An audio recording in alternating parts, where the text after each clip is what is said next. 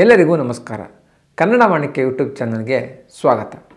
ದಂತಕಥೆಯ ಇವತ್ತಿನ ಸಂಚಿಕೆಯಲ್ಲಿ ಕನ್ನಡ ಚಿತ್ರರಂಗದಲ್ಲಿ ಬಹಳಷ್ಟು ವರ್ಷಗಳಿಂದ ಸಹಾಯಕ ನಿರ್ದೇಶಕರಾಗಿ ಕೆಲಸ ಮಾಡಿರುವಂತಹ ಉದಯ್ ಅವರು ಹಾಗೂ ಡಾಕ್ಟರ್ ವಿಷ್ಣುವರ್ಧನ್ ಅವರ ನಡುವೆ ನಡೆದಂತಹ ಕೆಲವೊಂದು ವಿಶೇಷ ಘಟನೆಗಳನ್ನು ತಿಳಿದುಕೊಳ್ಳೋಣ.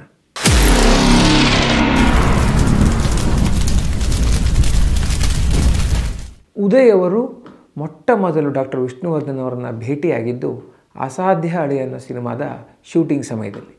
ಈ ಸಿನಿಮಾದಲ್ಲಿ ಉದಯ್ ಅವರು ಭಾರ್ಗವ ಅವರಿಗೆ ಸಹಾಯಕ ನಿರ್ದೇಶಕರಾಗಿ ಕೆಲಸ ಮಾಡ್ತಿರ್ತಾರೆ.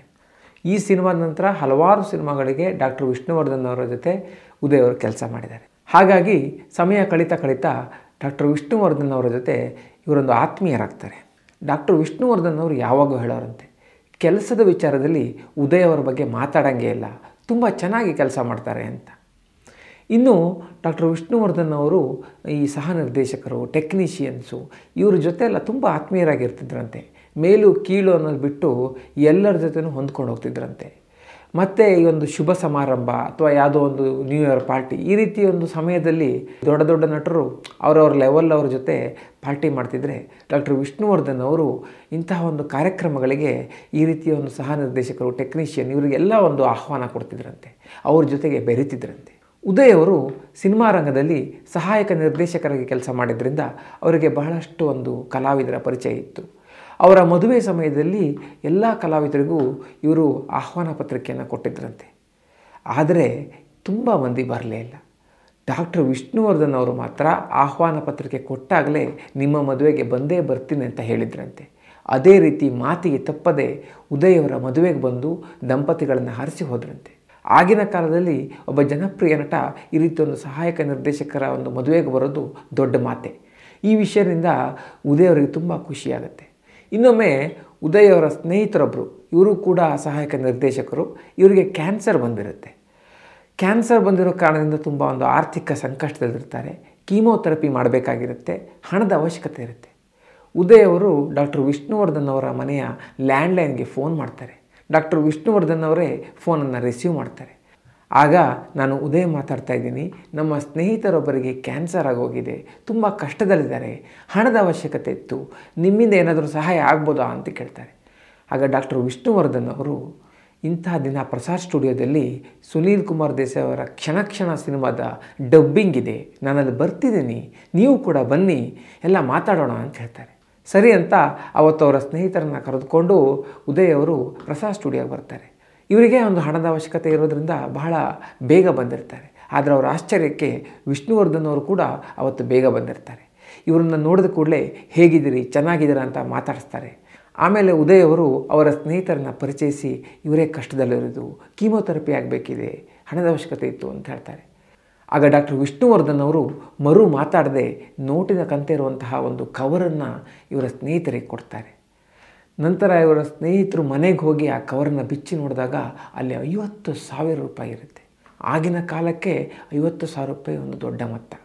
ಇಷ್ಟಲ್ಲದೆ ಡಾಕ್ಟರ್ ವಿಷ್ಣುವರ್ಧನ್ ಅವರು ಈ ಕವರ್ ಕೊಡಬೇಕಿದ್ರೆ, ದೇವರು ನನ್ನಿಂದ ಇಷ್ಟು ನಿಮಗೆ ಕೊಡಿಸಿದ್ದಾನೆ, ನಿಮಗೆ ಮತ್ತೆ ಯಾವಾಗಾದರೂ ಹಣದ ಅವಶ್ಯಕತೆ ಬಿದ್ದರೆ ತಪ್ಪದೆ ನನ್ನನ್ನು ಸಂಪರ್ಕಿಸಿ, ನಾನು ಮತ್ತೆ ಸಹಾಯ ಮಾಡ್ತೇನೆ ಅಂತ ಒಂದು ಭರವಸೆಯನ್ನು ಕೊಟ್ಟು ಕಳಿಸಿರ್ತಾರೆ. ಇನ್ನೊಂದು ವಿಶೇಷ ಏನಂದರೆ, ಉದಯ್ ಅವರು ಈಗಾಗಲೇ ಹೇಳಿದಂಗೆ ಸಹಾಯಕ ನಿರ್ದೇಶಕರು, ಅವರಿಗೆ ಬೇರೆ ಕಲಾವಿದರು ಕೂಡ ಪರಿಚಯ ಇರ್ತಾರೆ. ಇನ್ನೊಬ್ಬ ಜನಪ್ರಿಯ ನಟರ ಹತ್ರ ಇವರು ಸಹಾಯ ಕೇಳಿರ್ತಾರೆ. ಅವರು ಕೂಡ ಇವರ ಹತ್ರ ಭೇಟಿಯಾಗೋಣ ಅಂತ ಹೇಳಿರ್ತಾರೆ.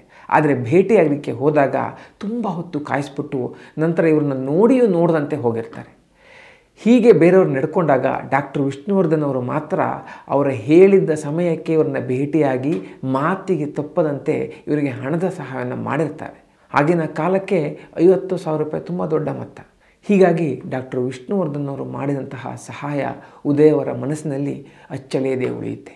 ಇನ್ನೊಮ್ಮೆ ಹೀಗೆ ಶೂಟಿಂಗ್ ಸಮಯದಲ್ಲಿ ಸೆಟ್ನಲ್ಲಿರುವಾಗ ಡಾಕ್ಟರ್ ವಿಷ್ಣುವರ್ಧನ್ ಅವರು ಉದಯ್ ಅವರ ಹತ್ರ, ಉದಯ್ ಅವರೇ, ನಿಮ್ಮ ಜೊತೆ ಇಂಡಸ್ಟ್ರಿಗೆ ಬಂದವರಲ್ಲಿ ಬಹಳಷ್ಟು ಮಂದಿ ನಿರ್ದೇಶಕರಾದರು, ಆದರೆ ನೀವು ಇನ್ನೂ ನಿರ್ದೇಶಕರಾಗಿಲ್ಲ ಅನ್ನೋದು ಕೊರಗು ನನಗೆ ಕಾಡ್ತಾ ಇದೆ, ಯಾಕೋ ಇದೊಂಥರ ಬೇಸರದ ಸಂಗತಿ ಅಂತ ಹೇಳ್ತಾರಂತೆ. ಉದಯ್ ಅವರ ಮನಸ್ಸಿನಲ್ಲೂ ಅದೊಂದು ಇತ್ತು. ಆದರೆ ಸುಮ್ಮನೆ ಯಾರೋ ಟೆಕ್ನಿಷಿಯನ್ನು ಅಥವಾ ಸಹ ನಿರ್ದೇಶಕರನ್ನು ಹಾಗೆ ಹೋಗಿ ಬಾರೋ ಅಂತ ಮಾತಾಡಿಸೋ ಬದಲು ಅವ್ರ ಮನಸ್ಸಿನಲ್ಲೂ ಒಂದು ಯಾವ ರೀತಿ ಒಂದು ವಿಚಾರ ಇದೆ, ಅವರಿಗೆ ಯಾವ ರೀತಿ ಕಷ್ಟ ಇದೆ ಅನ್ನೋದನ್ನು ಡಾಕ್ಟರ್ ವಿಷ್ಣುವರ್ಧನ್ ಅವರು ಅರ್ಥಕೊಂಡಿದ್ದರು. ಹಾಗೆಯೇ ಈ ಶೂಟಿಂಗ್ ಸಮಯದಲ್ಲಿ ಬಿಡುವಿದ್ದಾಗ ಡಾಕ್ಟರ್ ವಿಷ್ಣುವರ್ಧನ್ ಅವರಿಗೆ ಕ್ರಿಕೆಟ್ ಆಡುವಂತಹ ಒಂದು ಅಭ್ಯಾಸ ಇತ್ತು. ಇಂತಹ ಸಮಯದಲ್ಲಿ ಅವರು ಯಾರು ಮೇಲೂ ಕೀಳು ಅಂತ ನೋಡದೆ ಎಲ್ಲರ ಜೊತೆನೂ ಬೆರೆತು ಕ್ರಿಕೆಟ್ ಆಡ್ತಿದ್ರು. ಆದರೆ ಈ ಕ್ರಿಕೆಟ್ ಆಡಿದ್ರಿಂದ ಸಹಜವಾಗಿ ಅವರಿಗೆ ದಣಿವಾಗ್ತಿತ್ತು, ಮುಖದಲ್ಲಿ ಬೆವರು ಬರ್ತಿತ್ತು. ಇದೆಲ್ಲ ಕ್ಯಾಮ್ರಾದಲ್ಲಿ ಕಾಣುತ್ತೆ ಮತ್ತು ಆ ಶೂಟಿಂಗ್ನಲ್ಲಿ ಅಷ್ಟು ಎನರ್ಜಿ ಕಂಡು ಬರಲ್ಲ ಅಂತ ಉದಯ್ ಅವರು ಡಾಕ್ಟರ್ ವಿಷ್ಣುವರ್ಧನ್ ಅವರ ಹತ್ರ ಹೇಳ್ತಾರೆ. ಅವರ ಈ ಸಲಹೆಯನ್ನು ಸ್ವೀಕರಿಸಿ ಅವತ್ತಿನಿಂದ ಡಾಕ್ಟರ್ ವಿಷ್ಣುವರ್ಧನ್ ಅವರು ಶೂಟಿಂಗ್ ಸಮಯದಲ್ಲಿ ಕ್ರಿಕೆಟ್ ಆಡೋದನ್ನು ಬಿಟ್ಟುಬಿಡ್ತಾರೆ. ಇದನ್ನೇನೋ ಗಮನಿಸಿದ ಯಾರೋ ಒಬ್ಬರು ವಿಷ್ಣುವರ್ಧನ್ ಅವ್ರ ಹತ್ರ ಕೇಳ್ತಾರೆ, ಯಾಕೆ ಸರ್ ಇತ್ತೀಚೆಗೆ ಕ್ರಿಕೆಟೇ ಆಡ್ತಿಲ್ಲ ಅಂತ.